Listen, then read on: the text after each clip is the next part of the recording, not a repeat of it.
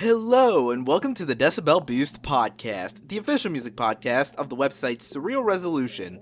I'm your host, Robert, and I'm gonna get me some Szechuan sauce. And with me, I have... I'm Alex, and I am one short of a six-pack! And... I'm Morgan. Y'all got gas money? I It's wish. okay. Oh man, that was the funniest thing to happen all day, even though it was a day full of bullshit, like shootings, and we don't know if Tom Petty's still alive, because motherfuckers can't get their story straight. Yeah. They're saying he's still alive as of us recording this right now, so, anything could happen by the time it goes up. Anything could happen, yes. For example, you all could luck into some gas money to justify driving 30 miles from wherever it is you live in order to go to a McDonald's that has the Szechuan sauce this weekend. But I only have to drive about 15 minutes. Whoop. Well, bully for you. Nah. And best part is, I'm probably going to record a video to post on the Surreal Reso Twitter just to rub it in your faces. Also because it's probably good for engagement, get us that quality traffic and internet interaction for that premium content. Whatever you say, Stone Cold Steve Austin. I wish I were watching interdimensional cable right now. We all were, but the season's over, so now we have to wait 2 or 3 years for more. So 2019. But hey, 2020. Mr. Poopy Butthole lived, and he has a wife, and a kid, and a GED. Yay! Yay! Yeah. I just realized I'll probably have graduated college by the time the next season comes around. And if that happens, who the hell am I going to discuss the show with? I don't have any friends outside of college. Wait, I don't have any friends in college either. Oh well, that problem solved itself. And by the time it comes out, I might be 30. Might I'll turn be. 27 tomorrow. Oh, yes. Oh boy! Tomorrow, we encounter Mac 2.7. But for now, we're stuck with Mac 2.6. Damn it! I was going to make that joke, you bastard! I've been working on that all week. I bet you have. Hobisky. But Yeah, this is the so birthday podcast for Mork, the birthday boy. Yeah, but I'm the oldest person in this show. Yeah. That's why he's so much smarter than the both of us. Yeah. Then again, being smarter than me isn't difficult. Yeah, you're the veteran here, and we're just waiting until December, which actually our birthday's like 2 weeks apart, Rob. Ah, right. You're literally only 2 weeks older than me. Woo! I'll take it. Plus, unlike you, I could celebrate with booze. Must be nice to have a liver that doesn't exist. That is true. So anyway, how have things been going with you all this past week? Pretty good, but I'm going to take this time to talk about something very important. The annoyances of commercial radio. Oh boy! Now, Okay. everybody listening probably lives in a metropolitan area where there are radio stations. Said radio stations are often owned by a big conglomerate. And in my case, here in Charlotte, the big radio conglomerate that owns most of the radio stations is, of course, iHeartRadio. And seeing how my job entails me driving a van to and from the airport in the middle of the night, I don't have much options for the radio. So, I keep it on like 1 or 2 stations, again, owned by iHeartRadio, and in every commercial break, for the past, I want to say 2 months, there have been nonstop commercials for the iHeartRadio Music Festival, music's holy grail, like, It's still a thing? Okay. yeah, and everybody in Europe is saying hi to you and your bullshit. Not only that, but there's also a commercial where they're pretty much giving a humble brag over, we're so much better than Pandora because we offer this. Good for you, but who the fuck uses Pandora anymore?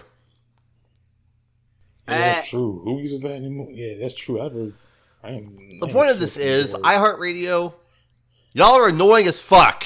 I just want to hear some good music, maybe a morning show, but just cut out the bullshit with your commercials. That stupid ass little wannabe jingle of yours, just ugh. Yeah. Other than that, though, So- I've been okay. Sounds like fun. Anything fun on your end, Mark? I got brakes changed, so no. Aw. And there's been nothing going on with me either. Just catching up with some video games and music, and that's just it. There's been nothing exciting on my end. So much so that I think we might as well just jump to the new song discussion at this point. A minute earlier than usual. We're gaining efficiency. But yes, it's time for discussing new songs that came out this past week. And as always, there will be a playlist down in the description if you want to follow along with us. And so, starting from the top, this might shock a lot of you people, but we don't like the president. No, we don't. In fact, we call him Fuckface Von Clown Shoes. Yeah, we pretty much not a fan of President reality show bitch. Yeah. Yes, lots of people aren't, especially in the music realm. So much so that it's even caused one band to come back from retirement. Well, okay, not really. I mean, they've been reunited for a while. They've been kicking it, but this is the first new song from this particular band in like 18 years. So think about it. In the time between, for the record, the band is the 90s grunge icons L7, probably the biggest grunge band outside of like the main four. In the time between their last new recorded material and this new song, a kid was born and matured all the way to adulthood, but is still 3 years off from drinking. But, yeah, the first new song from L7 in 18 years, and of course, it's a song called Dispatch from Mar-a-Lago, aka why couldn't Irma have taken that place out instead of the fucking western coast? Goddamn. Yeah. You were so close, Irma. Like, dang. But yeah, this song is, I'll admit I'm only familiar with a couple of L7 songs off the top of my head. But as far as this song, it sounds like the 90s pretty much never left. Those super fuzz-saturated guitar and bass chords. The fact that it's a pretty, steady kind of punk-ish beat. The vocals, everything is kind of coded in, like, static and feedback and, like, just general noise and everything. Yeah, this sounds like some quintessential 90s grunge just recorded in the 2017s. Not bad, I kind of like it. Mm-hmm. I love the song idea. It makes me a bit happy in the bad people deserve bad things kind of way. Not the biggest fan of the kind of synthetic drum sounds, though. It feels a little too digital for my taste. Yeah, it did kind of have like a drum machine quality to it a bit. Yeah. And I don't know if that's just because of, like, they prefer that kind of sound in their production, because from the songs I do remember, like, from the old days, there was that kind of bit of a flatness to the drums sometimes. Yeah. But we don't know if this is, like, for an album or anything. It stands to reason maybe they got something cooking, but we'll have to wait. They haven't posted any information outside of the song, so that covers that. Now, moving on. Okay, there's a trend that happens sometimes with bands and other artists that really annoys me. And tell me if you've ever encountered this. It's when a band releases the ending track from their album as a single. Ooh. I mean, even if it's a good song or a good album, I just don't like that. I mean, heck, I know Vince Staples did it with Rain Come Down off Big Fish there, and I'm like, yeah, that's true. Dude, you dropped 2 good singles. You don't gotta spoil the ending, man. It's like, you think the Star Wars trailers put everything in the trailer? No. Instead, they put barely anything in the trailer, and everyone goes and sees it anyway because of brand recognition. Yeah. But in this case, we have the band Converge releasing the second new song from their upcoming November 3rd release, The Dusk in Us, and it's the album ending track, Reptilian. Now, here's the thing. Reptilian is a good song. It opens up with this very doomy guitar melody, just starting off with that simple little singular guitar before the other guitar lines enter, just creating the saturated, like, doomy atmosphere, which continues once, like, the distortion and the rest of the band kicks in. Then the song picks up tempo about, like, halfway through and kind of goes into this, like, 3/4 pounding rhythm type of thing. And the lyrics on this thing are especially killer, with probably my favorite line being, devils do not need a hell in order to exist, as the leader of the free world so clearly proves.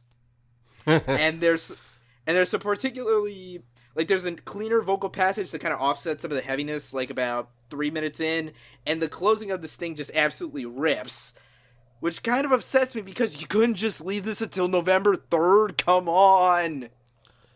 Yeah, that's how it goes. Yeah, this song sounds pretty doomy at the start, kind of slow and builds, and it's progressed into a super aggressive mouth puncher of a song. Which reminds me, have you punched a Nazi in the face today? Stir your country X proud. Gon' give it to you. He gon' give it to you. X gon' give it to you. Yes, be like Rick and Summer.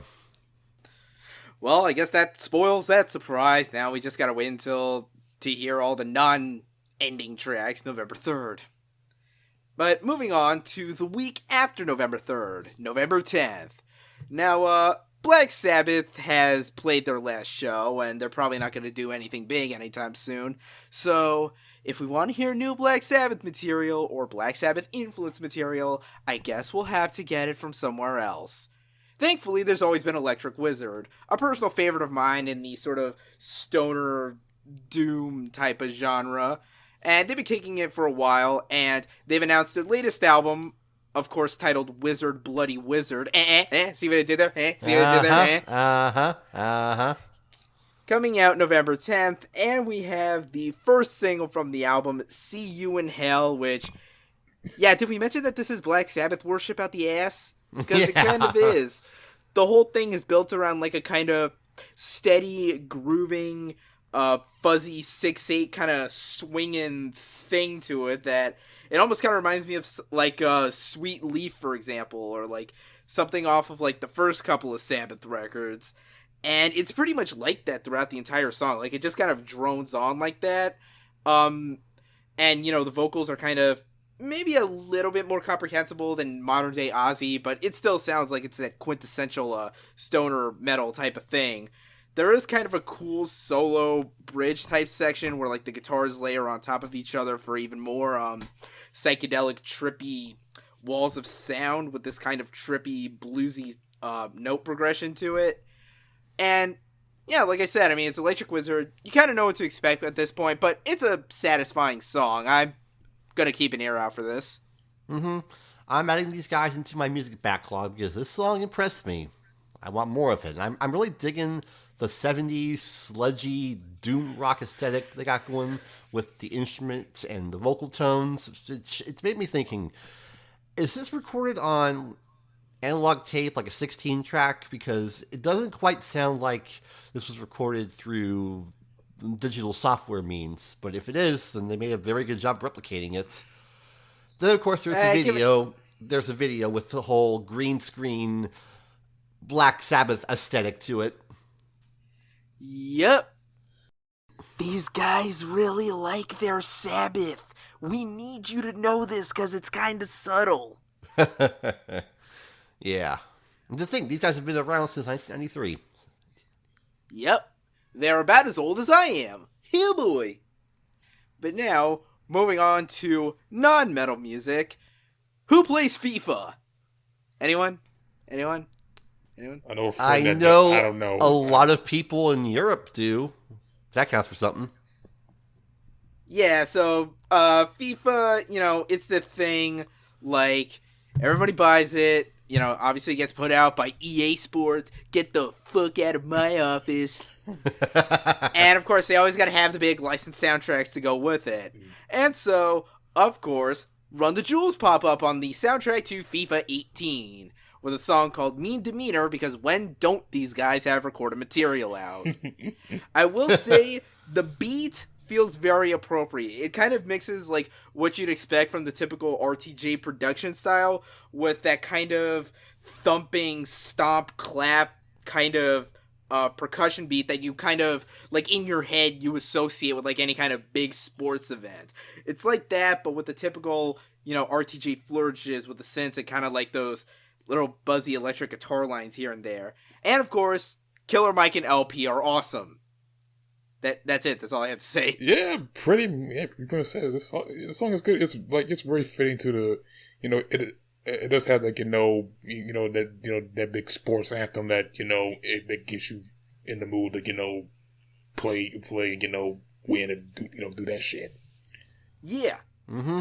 Solid banger, solid buffer before RTJ4. Whenever that happens, as well as that Stack de la Rocha album that's going to come out sometime soon. Really? Is it really coming out? Please tell me it's coming out. Please tell me it's coming out. I'm sure it'll come out. Yeah. At the same time as Rick and Morty Season 4. Yeah. But this song, this does have the kind of beat I would expect to hear in, a game like FIFA, except for the Nintendo Switch version, which EA just sort of half-assed and threw out as a bone saying, here you go, you little cheap bastards. Like, well, seriously, to be fair, no. You make a soccer game without online connectivity on your console? What the fuck, EA? Well, I mean, dude, there's very clearly a logic to that. And the logic is that if you play FIFA, you don't have friends. But you don't have friends and you don't play FIFA. There's an exception to every rule. That's for different reasons. I'm sure it is. EA Sports is in the game. EA Sports. Give us your money. But yeah, moving on from RTJ, that actually gives us a good primer into the Adult Swim portion of the broadcast, with not one, but two Adult Swim singles from this past week. First up, from this dark wave, sort of dark R&B-ish singer named Abra, who now that I think about it is actually performing at 3 Points next weekend. I'll have to keep an eye out for that.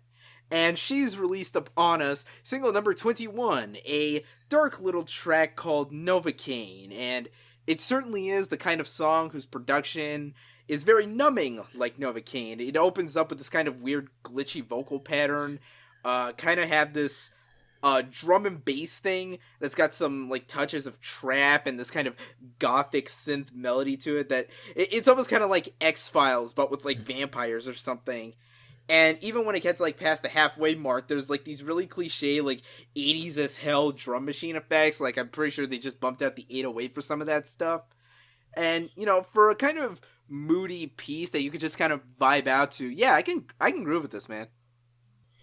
Yeah, it is weird as shit. First of all, but it's still something to vibe by.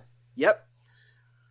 Although, yeah, like I heard one track from this person before, Abra, a long time ago when I was just fucking around on Spotify looking for just for music overall. But I'm like, they sound good. Maybe I might hear more from them someday. And I did hear another song from them, which is this one. Yeah, pretty good song. And now, moving on to Adult Swim single number 22, probably one of the bigger surprises. Want to take this one away, sir? Yeah, I'll take this one. So we all like Shabazz Palaces, right? They're cool. I like them. And we can say we like Won't Just Point Never, right? He is very good. Now, did you expect something like a collaboration between Won't Just Point Never and Ishmael Butler? Which, wow, that's something that seems like a very weird but promising combination. Actually, proposing those two together, I'd say this is something that should have happened a while ago. But that would never happen now, right? You think so, motherfucker? Yeah! But yeah. So Won't Just Whenever and Ishmael Butler as 319, which, where'd that name come from again? I don't know. Yeah, I looked it up. I don't think it has anything to do with anything as far as like a year or an area code or something, but continue. Yeah. So there is a track where those called the Rapture. And I will say if you mix in, Won't Just Point Never's, let's say if you mix up Won't Just Point Never's, it's very ambient, weird production along with, Ishmael Butler's cryptic lyrics that you're probably thinking, what's he saying? You're gonna get this, and yeah, this is very interesting to say the least. Yeah, it's definitely one of those. It feels like it's a more subdued kind of Oneohtrix Point Never vibe. Like it definitely seems like he's trying to meet Ishmael halfway. Although it certainly has one of those some of those Oneohtrix isms, like with like the frayed, kind of arrhythmic string synth pattern things, and just that general moody, off-kilter atmosphere.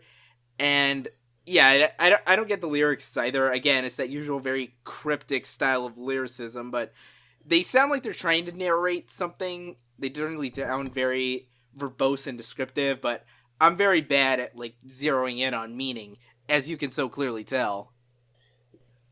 Yes. Yeah, so am I. But yeah, like I said, this is one very interesting track to hear from this too. I wonder if maybe they might put maybe like a small EP together anytime soon, like just that. Like, I mean, I can imagine it.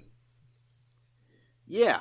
Now, seriously, is this just like a one-off thing? Is this just gonna be like woke? It just gets left into the ether forever? Oh yeah, woke. I forgot about that. Damn, this one was like woke. It's like one and done. We need more. But moving. Go ahead. Yeah. Speaking of collaborations, let's get on to the next Doom track. Wait, what? Hold up. I'm reading this shit. What's happening with Doom and Adult Swim, guys? So, yeah, we have a Doom track here, but technically it's not part of the missing notebook rhymes, because after track 7, they all went off the site. Now, the sort of reports are a bit conflicting, as in, it's not clear whether Adult Swim cut ties with Doom, or Doom cut ties with Adult Swim, and before you say, isn't that the same thing? No. Order matters. Because I don't think Adult Swim would just, like, cut off Doom like that, you know? Yeah. We're not talking Death Clock here. Mm-hmm. Yeah, like Adult Swim and Doom have been peanut butter and jelly throughout, to like almost like a decade. I mean, hell, the first time I heard something about Doom, it was on the Boondocks. Yeah, and, like, not to mention, there's been this... And Danger, and Danger Doom too, I forgot, yeah, them too. Not to mention, there's been this theory passed around that supposedly the whole thing was actually just a big troll moment, with the big pieces of evidence being, 1, many of the lyrics from these tracks apparently bear resemblance to other Doom tracks, whether they be on like his albums or just demo shit that just kind of crops up here and there. And also, apparently, if you look at the coding in the page for the site, or if you ever did back when that was up, there was apparently an entry for a song called I Lied, or It Was All a Lie, featuring, quote, Jason Marco. So that's a name of a certain somebody who runs who's on Adult Swim, something to something. Who can that be? Yeah, it's just a mystery, people. Yeah. But, well, I mean, now we'll never hear those missing Doom tracks. And that means, not necessarily. If you look around hard enough, you can find, rips of the songs and like, I mean, I meant the rest. I meant the rest of the tracks. Yeah, the rest. The ones that were unreleased, they will have to remain missing. And damn, that means I hear no Doomstar shit. We'll never know. Okay. Anyway, before we get on track, the song that would have been on the tracks is another collaboration that Doom made. This time with rapper Westside Gunn, which I hear a little bit of him. It's like, and I liked him a bit. Anyway, they made a song called Gorilla Monsoon. And I'm gonna say this right now. I wish it ain't in it, because out of all the songs I heard from Doom as of recent, this one might be my favorite. It's so good. And I will say both do the Doom and Westside Gunn, who probably stole the show from me more, because I really like his rapping on here, especially when he go like, "Hey yo, Fly God." I'm like, this is some grimy East Coast rap shit that I particularly love hearing. And this is definitely, especially because it sounds like, some of it sounds like, so like a horror film, but more, but with drums. But anyway, but yeah, I will say this: Westside Gunn did this damn thing here. Like Doom's contribution here. I definitely fuck with this track all day long. Once again, this is one of those songs where you can literally see the purple kanji for menacing. They were floating out of my computer. It actually freaked me out a bit. I had to make sure there wasn't anything creepy in there, like an enemy stand. And by the way, wear Supreme Louis gloves eating scampi. I don't know what that means, but it just sounds cool. So yeah, it's gonna end it on this, at least on a good note. Oh, and by the way, these guys do an album soon, but yeah, we don't know when either, because with Doom, we don't know, how the fuck he works. It might be, I mean, hell, most people still want Matt Villainy 2. That ain't, I don't think that's gonna be a thing. Damn, I love Doom, but damn, you love teasing the fuck out of us. He loves taking his sweet ass time, is what he loves doing. Hence why he's a supervillain.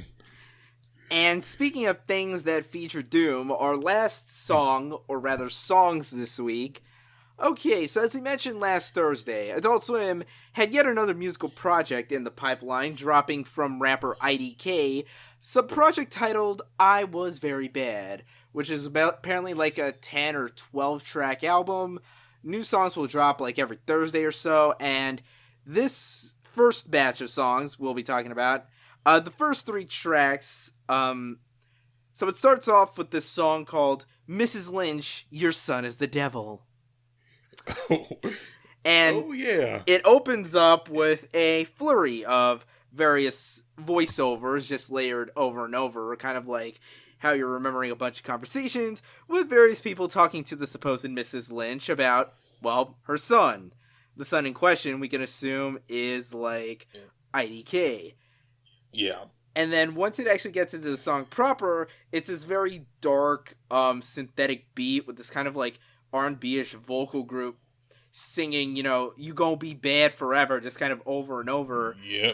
And then when IDK kicks in, he just comes in like a fucking force of nature, both in his flow and his actual lyrics, asserting, kind of giving like an overview of what you're gonna expect in the tracks forward, mostly around the theme of how he's a fucking dangerous asshole.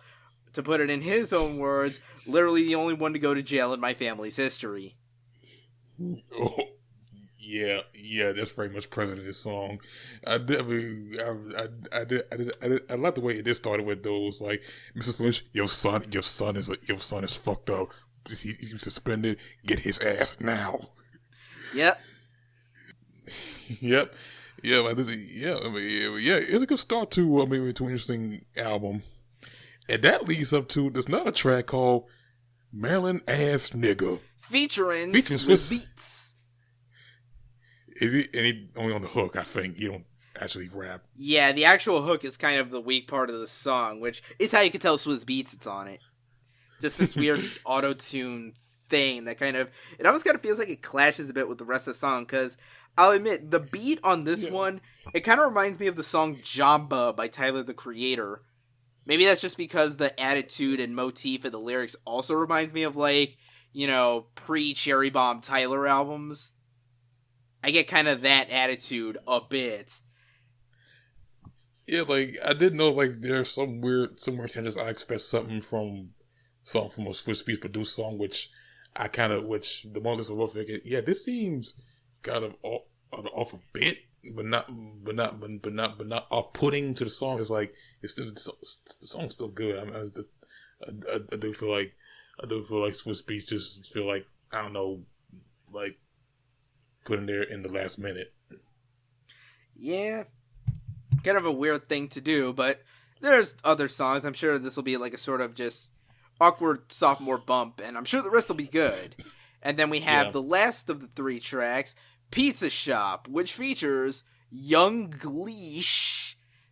Young Gleesh. Doom, because he was doing something clearly, and Del the Funky Homosapien.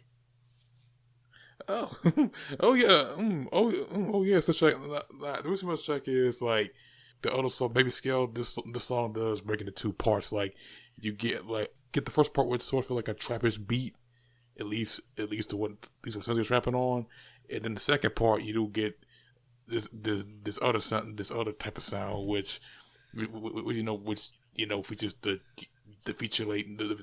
features of Doom and Funky the Funky Homosapien, which both those dudes work well on here. I just like Dale's part at the end. Yeah. So we're already off to a pretty solid start. We'll be sure to check in with the next 3 tracks when they drop sometime this week. And that'll about cover it for the news song discussion this week. So we're going to take a quick break. When we come back, a couple news topics, a couple fun little diversions. You'll know what they are. Neo-Reesh. See you in 30 seconds.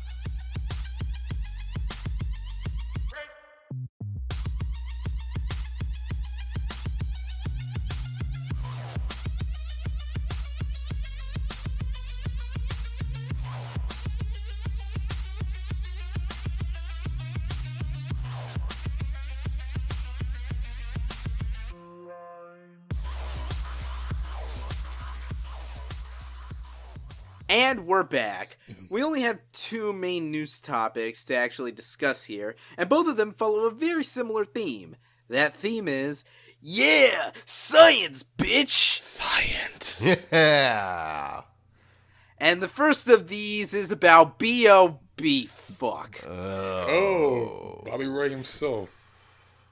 Yes. So last time you heard from B.o.B., he raised a little bit of a dust up after releasing a song about how Earth is actually flat, some shit about superior bloodlines and reptile people or whatever, which led to the weirdest thing to ever happen in the 21st century so far, a rap beef with Neil deGrasse Tyson. And Bob lost, as far as I'm concerned. But yeah, Mr. B.o.B. has apparently still not let go of this whole flat earth thing. In fact, he's gone so far as of this past week, or specifically September 21st, he launched a GoFundMe campaign to fund satellites to launch into space to find evidence that the earth is flat. Because apparently we don't already have satellites from, like, NASA and shit. Oh, no, wait, NASA is just a bunch of, like, Jewish reptiles or whatever. They wouldn't know what they're talking about. But, yeah, okay, so according to this article I'm reading here, it says that he was seeking 200,000, but the actual, upper limit on this thing says he's seeking 1 million. So, is it, like, 200,000 per satellite? Is 5, like, his top goal here? Either way, he's only raised $6,000 in a week and a half. And there ain't $6,035. Yeah. Right. like the extra $35 makes a difference. Yes, it does. You could buy a copy of, like, fucking ukulele with that $35, and that would be a much wiser investment than this bullshit. And I can tell there is no way in hell that's getting to that goal. No lie. I kind of almost want it to, just to see what's actually going to happen afterwards. Is he going to nut up and fall through, or is he going to keep all that money and say, oh no, I'm using it for, like, I don't know, weed or recording an album that no one's going to give a shit about? Oh yeah. Okay, I have so many questions. Like, number one, how is this still a thing? People who think the Earth is flat when satellite images have proven that no, it is a gigantic, round, little ball atop of a majorly infinite universe within a much larger multiverse. We've established this. Some people, remember, Alex, Jewish reptiles. And some people are fucking stupid. Yeah, I sure can't wait for B.o.B. to have a collab with Alex Jones talking about how he's a pioneer or some stupid shit like that. There's chemicals in the ozone that are making the birds gay. Like, and secondly, this whole notion about how people are guarding the edges so people don't fall off. Why? That's Like, you say that, Mr. B.o.B, you say that like it's a bad thing. I mean, again, assuming Earth is flat, do you want people to fall off the edge? I mean, I assume if it's people you don't like, then sure, I'd believe that, but... If that's the case, how does orbit work? Answer that, Mr. B.o.B. We don't orbit. Remember, the Earth is the center of the universe. Galileo's a bitch. Galileo. What did he ever do, right? Yeah, stupid dumb science bitch couldn't even make I more smarter. Dude, this guy's fucking Shirley Kelly, I swear to God. Let's feed him some milk steak and see what happens. And cheese. Don't forget cheese. Grilled Charlie. But let's move on to something that's cool in a really weird way. Now, as the famous poet laureate Sir Kendrick Duckworth said earlier this year, I got loyalty, got royalty inside my DNA. Now, this was of course off the smash hit album Damn from the song appropriately titled DNA. Now, what if I told you that you could have DNA inside of your DNA literally? Dang. No, really? Nothing? No one thinks that's cool? I'm thinking about it. I'm skeptical. Sell me on I'm this. interested. Like, well, there is a company out there, a company called Twist Bioscience that specializes in the art of DNA synthesis, announced that it's working in conjunction with both Microsoft and the University of Washington to learn how to encode songs in DNA. Two songs in particular that are the big subject: Tutu by jazz great Miles Davis, and da da da da da da da da da da da. Smoke on the water, son. Now, for this specific experiment, they're using archival recordings taken from the Montreux Jazz Festival. Let me just double check the embed here. How appropriate. At least for the Miles Davis one, they're taking from live at Montreux in '86. I assume Deep Purple was there too, or maybe it was a different performance.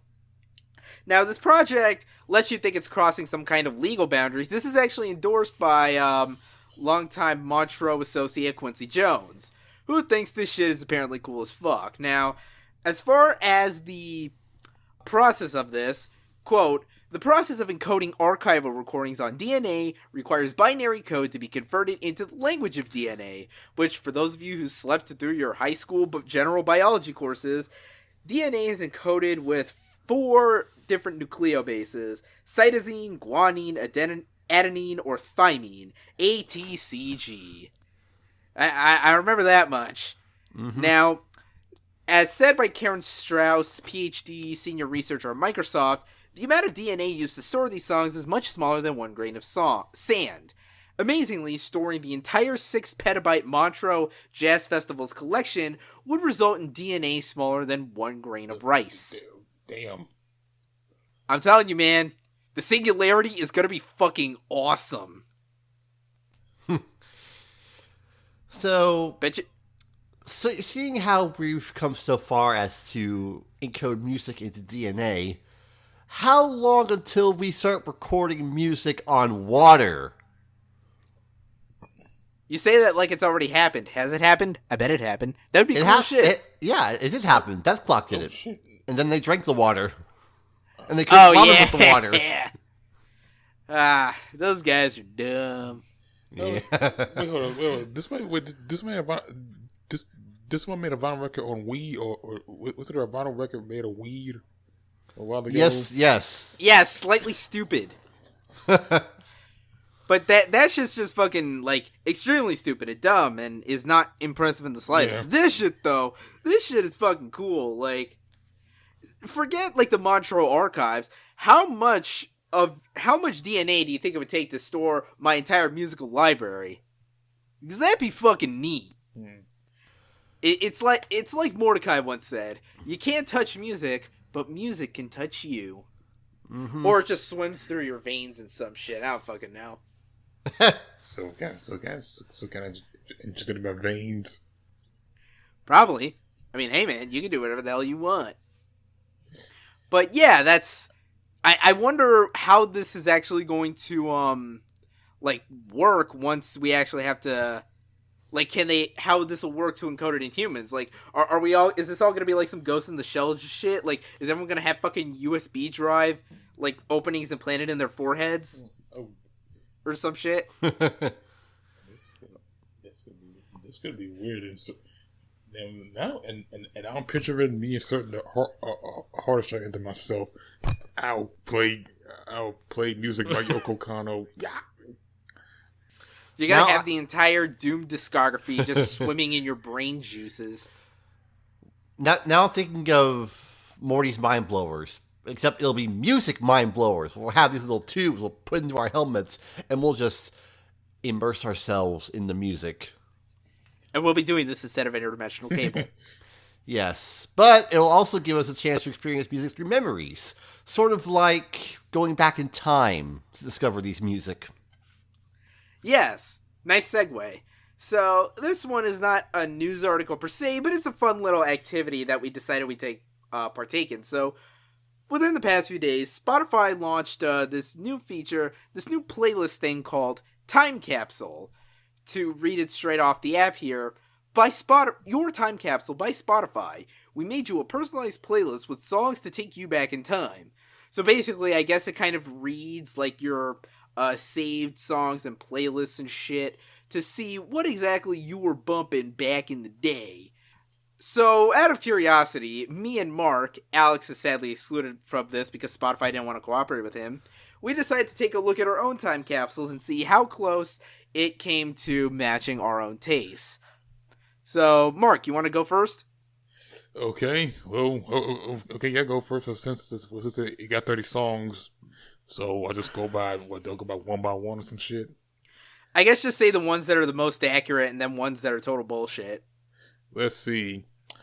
There's Shook One's Part 2 by Mobb Deep RP Prodigy. Yeah, that's accurate. Novacane by Ice Cube. Accurate. Let's see. So Many Tears by Tupac. Alright, yeah. Whole Cakes by MF Doom off of Food. Yeah, yep. Okay, we got some Outkast, some Busta Rhymes. I got the song Gala from the Scrubs episode of My Musical. Gala, that's what it is. There's nothing gay about it in our eyes. That's the best.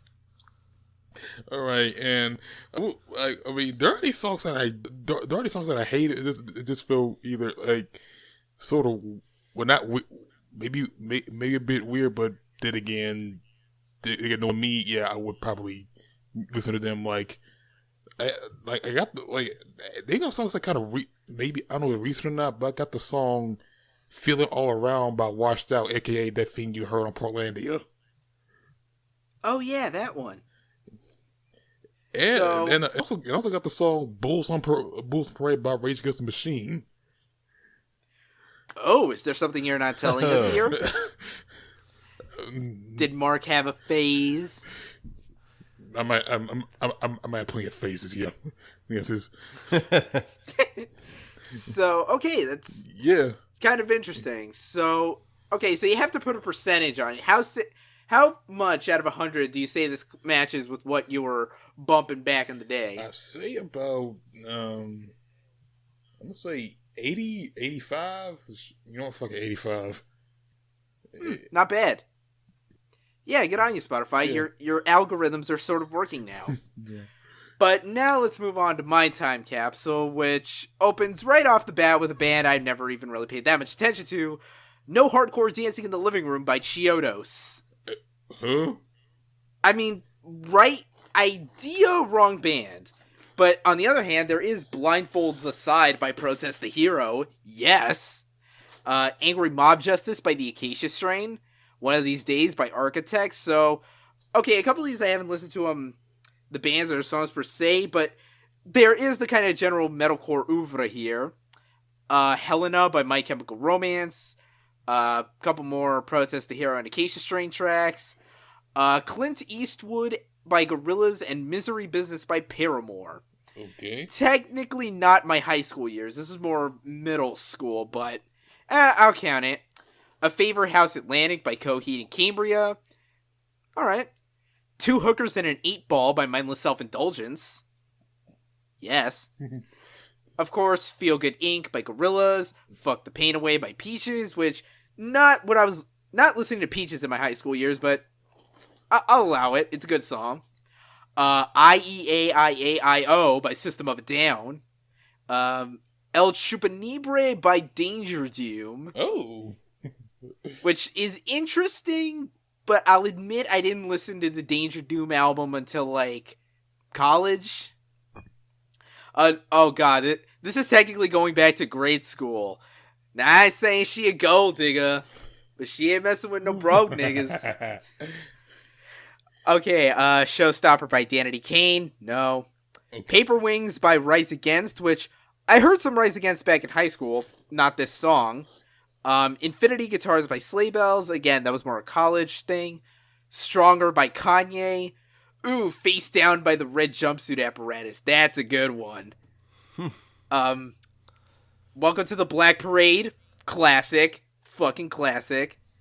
Oh, God, what are they doing throwing 30 Seconds to Mars, a Good Charlotte in here? Just that some... Oh my God, they have the club mix of Jaquan's Tipsy. Oh yeah. Oh man, I remember that song back in the day.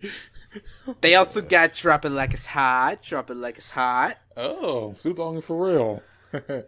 So the thing is, like, half of these songs so far, like, there's some that I was actively listening to, and others that were more like background soundtracks. Like, I didn't actively seek them out or anything. Alaska by BT Bam. Oh, what the fuck is Data Remember doing here? Get that trash out of here. Shake That by Eminem and Nate Dogg. Oh, that's... Oh, shake that on the floor, shake that. Yeah, that one. Hold up. No, that's a different one, because... Oh, that's also one of, one of... Yeah, it's that... It's not a good Eminem track, but then again, it's on that... It's during that whole... Eminem's not good. And wow. Just lose it. That phase. Yeah. And no, also... Alex, stop. Also, I miss Nate Dogg. Yeah. Anyway, moving... Oh, fuck off. Who the fuck put Wolf Mother here? I fucking hate that band. They're so goddamn annoying. And it's Joker and the Thief. Fuck you. Yeah, the one song everybody knows from them. Yeah, because it was in Jackass number 2. Wait, I thought Woman was the one song everyone knew from them because it was a fucking Guitar Hero 2. Oh, okay, so they know 2 songs from them. I think I remember her hearing them from Shoot 'Em Up. In the End by Linkin Park. Again, sort of in the background. Oh boy, Mr. Brightside by The Killers. It all started with a kiss. How did it end up like this? Santeria, which I think that song is so fucking overrated. Yeah, I really agreed. do. Fall Out Boy. Now we're getting there. Sugar, We're Going Down. Numb Encore with Jay-Z and Linkin Park. Oh my God, guys, they put the meme song in here. They put the meme song in here, guys. Somebody once told me the world was gonna roll me. I ain't the sharpest tool in the shed. I'm blaming you for that, Tyler. Sometimes they would add that on there. Hey, Tyler had nothing to do with this. I mean, he does have good taste in meme music, but other than that, Blink-182, All the Small Things. I Write Sins Not Tragedies. Okay, that was a big one. There's Hey Ya and It Wasn't Me. Wait, Hey Ya, wow. Chop Suey, of course. The Middle by Jimmy Eat World. Oh, fuck off, Third Eye Blind. You and your overrated one-hit wonder. Buy You a Drink and Yeah. Oh, yeah. Man, I kind of miss Buy You a Drink. That's a guilty pleasure song for me. From T-Pain, right? And Young Jock. The first of the young rappers, I think. I don't fucking know. Oh, yeah. I forgot he was a thing. So, I actually think this playlist is kind of interesting in a really weird way because, like, half of it is songs that I actively seeked out and listened to. You know, Protest, Coheed. Shit, I think I skipped over, did I mention there was Bullet for My Valentine in here? Oh, really? Yeah, but it was from their first album, even though I didn't hear that one until, like, way later. I was more like, God, what was the second one? Yeah, that one. Scream, Aim, Fire, I think that was the one. Yeah. So, interestingly, half of these songs are ones that I did actively seek out, but the other half are ones that, weirdly enough, just kind of always existed in the background, whether it was in the radio on, like, the drive to school, or just, like, whatever everyone else around me was listening to. So, I'd say this playlist is about... Again, it's weirdly, like, close to 100%, although if we're only talking the stuff that I did actively listen to, it's more like 50-50. Although I'm very insulted that they put Wolfmother in here. Fuck you! But now, let's move on from the time capsule to one other fun thing here. I was supposed to actually do this last week with Alex and his boys on podcast O&A, but for some reason, Comcast decided to pull the plug like a minute before I was supposed to get in that call. Yeah. So right before we started, the internet went out. Now we're about a week late on this, but time for everyone to get out their big Toblerones and proclaim the love of communism forever. It's Neo Yokio. Oh boy. This thing, and this much like your boys over on podcast O&A, I have no clue where to start with this fucking thing. I ain't got no idea how to. How about we start with the fact that this was supposed to be a Fox ADHD show, and that got canceled. It was sat on the shelf for 2 years, and then it showed up on Netflix 2 weeks before actually going live. Yeah, there's that. But, and, you can definitely tell this is like an ADHD production because of just how shoddy everything looks. It's so... Again, it really is just cheap as hell. Like, if Totally Spies had less of a budget. Or if Kappa Mikey had delusions of grandeur. And the fact this comes from 3 anime studios. Well, technically I heard that IG is their US branch that is involved. As well as the, I'm guessing now defunct Friends Night Studio, which they're not around because ADHD is canceled, and Nick Weidenfeld works for Viceland now. Which explains how they got Desus and Marrow in this. Yeah, I figured, yep. And the thing is, watching this show, they the only funny motherfuckers that you like on there. Yeah, that I'll admit, like, okay, so their characters in this show, they play Lexi and Gottlieb, the humorous, wisecracking sidekicks to the main character of Kaz Kan, played by How Can Mirrors Be Real If Our Eyes Aren't Real? And it's because I'm not first-hand familiar with these guys, but looking at their credits, they've literally never done a project apart from each other. So I'm guessing, almost kind of like Key and Peele, they built this really tight, deep comedy chemistry with each other, and that definitely shows through like a lot of the wisecracks and their weird harebrained schemes, like Caprese Martinis or talking shit about old money fuckboys. and that's somebody who has watched their show on Viceland, which is real good, by the way. About late night show one day. Yeah. Anyway, these two are definitely the strongest component of the show. Mm-hmm. But then there's everything else. So wait, hold on. There's one other thing. The moment where those two fall into a pool and one turns into a woman, one turns into a panda, much like Rama 1/2. And fun fact, that episode was directed by the guy who directed Rama 1/2 because I don't know why.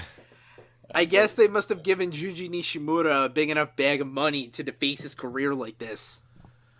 But I suppose we should actually jump into the plot, I guess. Which, okay, so as we mentioned, Kazkan, Jaden Smith, this magistocrat who specializes in being, high class, 1% asshole who also exercises demons for a living, but wants to just stay away from that and just spend the rest of his life being, I don't know, a fucking big dick swag master who gets all the bitches while wearing the finest midnight blue suits. I have a feeling this is what Bad and Bougie was about. Yeah, I'm almost surprised they didn't just, drop that song somewhere in the, as soon as they have, I'm surprised they didn't just, soundtrack the pool scene with, or that episode with Raindrop, Drop Top, Skirt, Go Up. And so he's doing that. He's trying to, maintain a position on, Neo Yokio's leaderboard rankings for, most eligible bachelors with his enemy played by Jason Schwartzman. And, I just realized something. So, this series, it uses a lot of classical music, as its soundtrack pieces. Yeah. It's royalty free. It has the same kind of vivid pastel color scheme as something like the Grand Budapest Hotel. Jason Schwartzman is in it. This is what would happen if Wes Anderson gave up and became filthy weeb trash. Damn. Which, thank God, he hasn't yet. Instead, he's just making stop-motion movies about talking dogs. By the way, movie of 2018 confirmed. And so, you have that. He's got his rivalry going with the Schwartzman, who's playing... What the fuck is this character's name again? Something really pretentious. Archangelo. Archangelo. Oh my god. That sounds like a Bayonetta enemy that got rejected for being too dumb. So he's trying to deal with that. He's also very sad because, a relationship of his dissolved or something. And I guess he's trying to start a fling with the world's most famous fashion blogger, Helena St. Tesario, which I want to point out something here. Okay, so according to the cast list, she's voiced by some chick named Gabby Tevinson. And this is going to lead to a bigger point about, the voice acting in this thing, but, okay, it's not the same voice actress as a certain character that I'm about to bring up, but for whatever reason, Gabby plays Helena like she's a really emo version of Princess Carolyn. Try to tell me you can't unhear that. Yeah, and if you're wondering about, given this quality of story and production, I'm sure the voiceovers are just all top notch here. It's so good, just so good. You get quality line reads like, shit. What was the fuck? There's so many dumb lines in here. I'm not even sure which one to quote. Mostly on the side of Kaz. You got anything, boys? Nothing I can really recite off the top of my head, but I'm sure a quick Google search will fix that. So, you know what? You don't deserve this, big Toblerone. It's sort of like that, just that level of disaffected bullcrap. And also, God, what was the other line? I'm trying to remember something here. Something about, spiraling into a pit of depression before breakfast or something? Here it is. Sorry, guys, but I can barely navigate the hellish vortex between breakfast and dinner.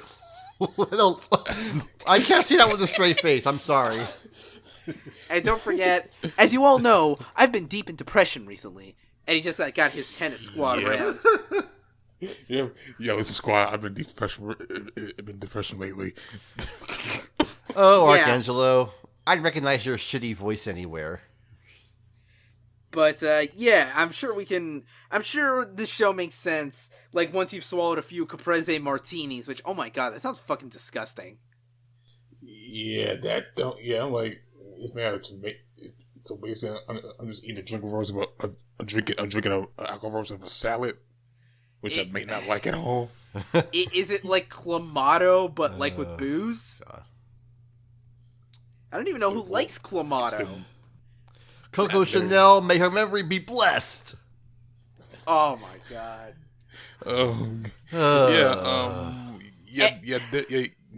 I would say the voice acting is trash. And don't forget that one chick, the one who like sang the national anthem, but then Sailor Pellegrino, that ain't the most country. How you gonna sound like a world class singer? Sound like a fucking country hick. That's some Dolly Parton shit right there. Like, is that supposed to be like some kind of joke about like, okay, you know how like British actors will get starring roles at American TV shows and they completely change their accents? Like, you know, the main dude who plays Rick on The Walking Dead. Is this supposed to be like the opposite of that? I guess so. 1 billion albums. 1 billion albums. Jeez, she probably ranks as like the 7th biggest economy in the world. With no features. Yep, just right behind Death Clock. Yeah, suck it, J. Cole. She's gone diamond multiple times with no features.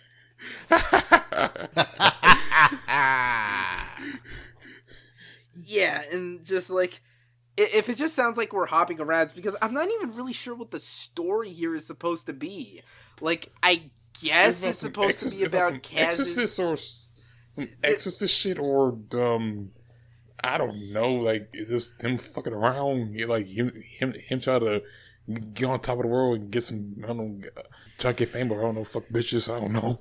Like, there's that. There's also like his disillusionment, I guess, with the life of being Neo-Riche or whatever. There's also like the Exorcist stuff, and then some weird plot line near the end where Steve Buscemi plays like Tuxedo Mask or whatever. Yeah. And like I don't get what his deal is. Yeah.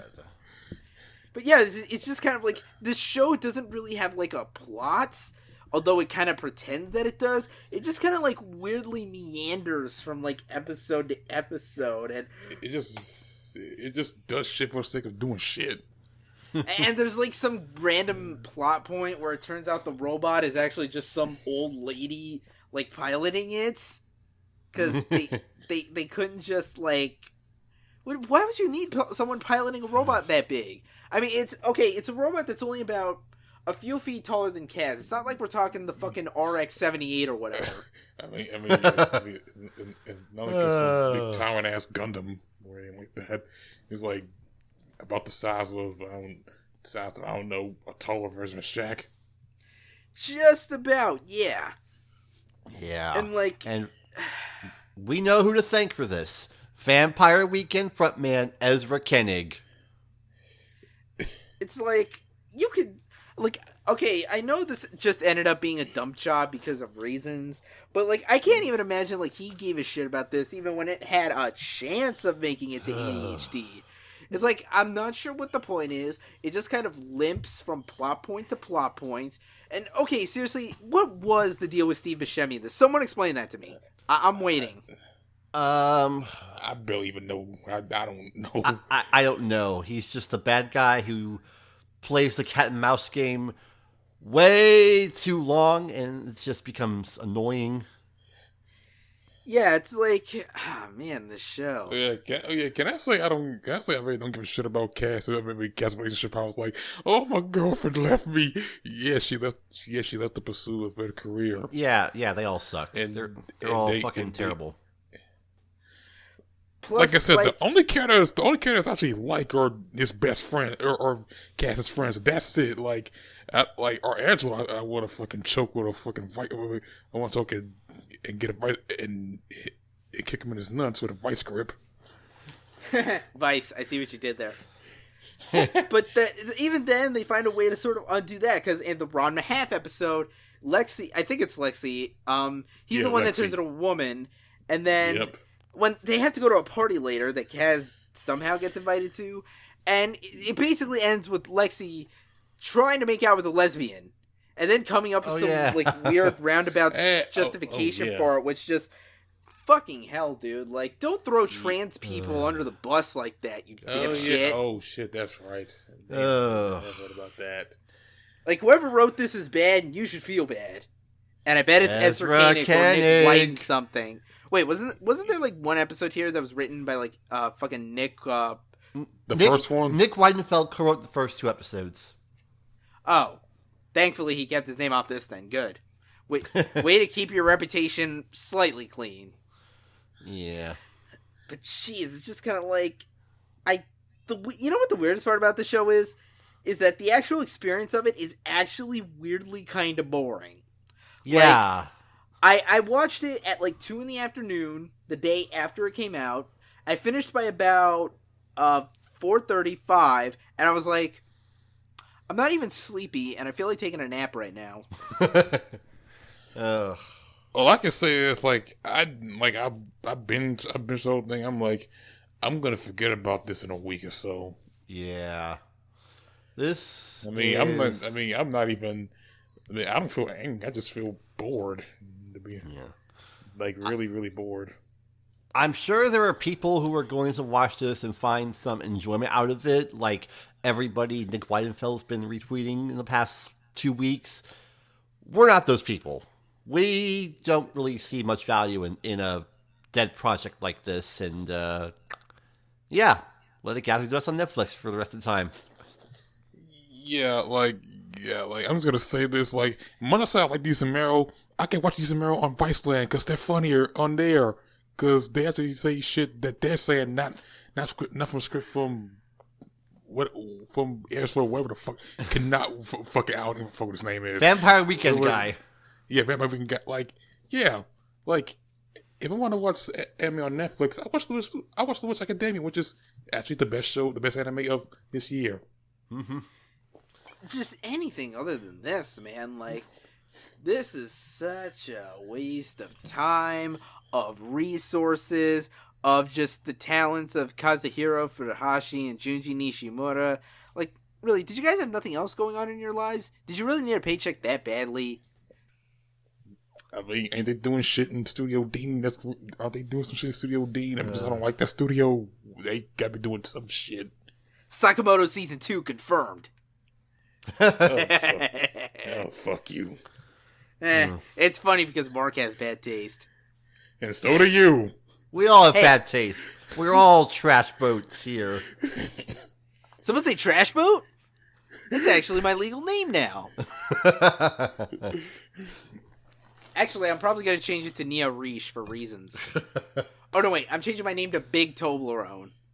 I thought you changed your name to Old Money Fuckboy. That, too. Actually, I'm still trying to figure out what my Halloween thing is going to be on Twitter for the month. I got nothing. So am I. At least after the... After the birthday, right. Yeah. I'm guessing you can't do Mac Boo Pointo. I was thinking something like Mac like Hacksaw, but Mac. Oh, Mac that Saw makes sense. 2.0. I'd say keep the 2.7 for a while, but just don't microwave an airbag. It will explode. That's true. It will. Who the fuck does that? People on YouTube because reasons. Because science. Man, this... But that we got that out of the way. I feel better now. I feel like I caught up on the thing I was supposed to. And now we just got one last thing to take care of for this week, and that is the new album releases for the week of October 6, 2017. Starting from the top, we have Poppy.Computer, the debut album from pop singer Poppy, and I'm sure Alex and I will be all over that one. Mm-hmm. Remember, meme reviews are the future. Then we have the sophomore effort from synth pop act Sound of Sarah's with The Twin. Newest album from indie rockers Cults with Offering. The New Monday, the fourth and latest release from Ghostly International producer Shigeto. August Burns Red with their latest album Phantom Anthem. The metalcore act Ongoing Concept with their newest album Places. The Black Dahlia Murder are back to fucking shred things up with their newest album Nightbringers. If you still give a shit about this guy, Marilyn Manson drops his latest album Heaven Upside Down. Hopefully he doesn't drop the album on himself, because reasons. Yeah. We got a new album from those guys who believe in a thing called love, The Darkness with Pinewood Smile. I believe in a thing called love, and I love the or something like that. We have the latest collaboration between rappers Crazy Bone and Young Noble with Thug Brothers 3. Is that subtitle From Rags to Bitches? We have the solo album. Oh boy, the debut solo album from the Potato, from Liam Gallagher with As You Were. Boo! Piss! Boo! And last, and absolutely by every definition of the word, least, the latest solo album from Gwen Stefani with You Make It Feel Like Christmas. But is that shit still bananas? Where's the Christmas album? Let us have October. God damn it. Tell that to Walmart. And literally every other department store in the country and world. Walmart can eat my ass. But now that clears that up, so now it's time to clean house and get the hell out of here. So, Alex, where can they find you on the internets? Aura of Azure on Twitter. I'm selling video games because I need money. And that's all I got. Okay, bye. Mark, what about you? Of course, on Twitter via Mac2 Hypermedia, and my birthday's tomorrow, or at least, well, tomorrow, but I'm 27 now. By the point of this thing. Anyway, my site, mylibrary1.wordpress.com. Doing time of season. This come this week. New anime coming up. All that shit. Yeah. And as for me, you can find me on Twitter and Instagram at RobBarracuda. Email me if you have any questions, inquiries, or requests, or dank memes to robert@surrealresolution.com. Subscribe to the podcast on Google Play and iTunes. New audio-only episodes go up every Wednesday. Video goes up every Friday on my YouTube channel. Just search Rob Barracuda or Decibel Boost, and you'll find it there. Be sure to subscribe and hit the bell tab so you're always notified whenever new episodes of the podcast go up. And of course, this is the official music podcast of Surreal Resolution. Follow on Twitter at SurrealReso. Like us on Facebook. Be sure to visit us online at www.surrealresolution.com and find the podcast on decibelboost.surrealresolution.com. Go through all our archives, and be sure to listen to our other great podcasts as well. I actually recently got to appear on the training stage to finally exact some sweet bloody vengeance. Ha ha ha. Of course, be sure to also listen to Salty Flicks if you like movies, and Podcast O&A if you like anime. We did 2 episodes last week. They were a lot of fun. Yeah! And be sure to check out our great written content. My Hero Academia write-ups are coming to an end soon. I'll have an album review of the new debut album from Igloo Ghost. Spoiler, it might actually be the best electronic music album of the year, probably. Yeah, it's pretty good from what I heard of it. And you'll be able to read that. And my review of Metroid Samus Returns. Spoiler, it's really good. Be sure to jump into our Discord chat, and this time I promise we're going to start being more active in there. We had a staff meeting, and it's going to happen. And, of course, shout out to the producer, Mr.E, for graciously letting me use his music for this podcast. Links to his shit down in the description. That'll about do it for this week, so until next time, you don't deserve this. Actually, no, I'm not doing that. Fuck, it's all wrong.